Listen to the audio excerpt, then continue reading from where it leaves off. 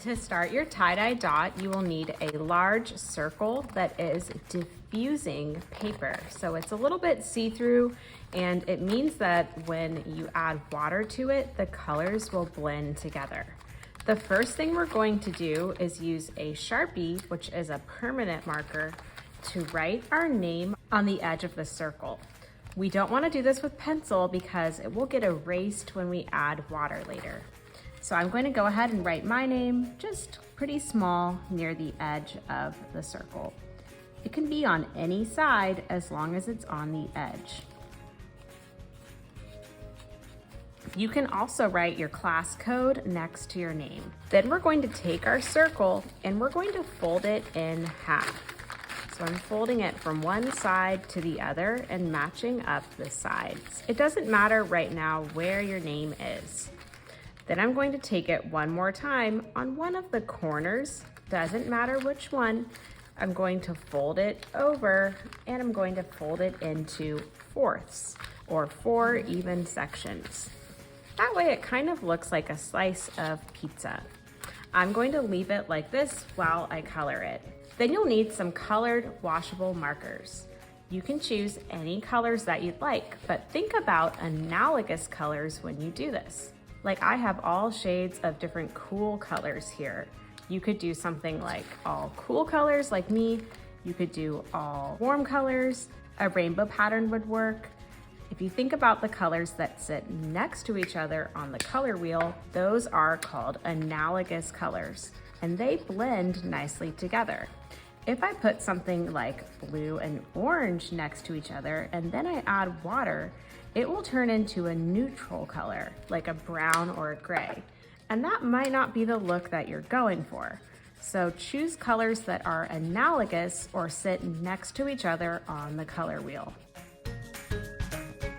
When I'm coloring this, I'm coloring it on just the folded area. So I'm not gonna flip through and color the rest, just the top that is showing. And I'm coloring it in a pattern.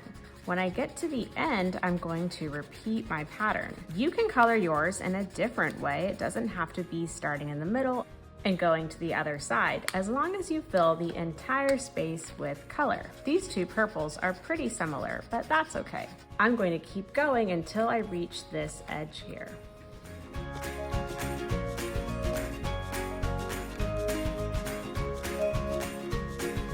Make sure that you're coloring all the way to the edge. Notice how I'm holding down my circle with my fingers and then I'm coloring all the way to the edge, and I can get some on my messy mat and that won't matter.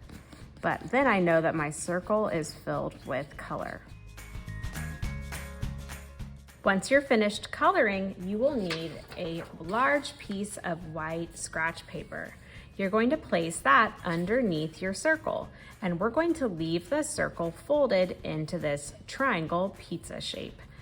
Our next step is spraying our circle to make it look more like tie-dye and blend the colors together.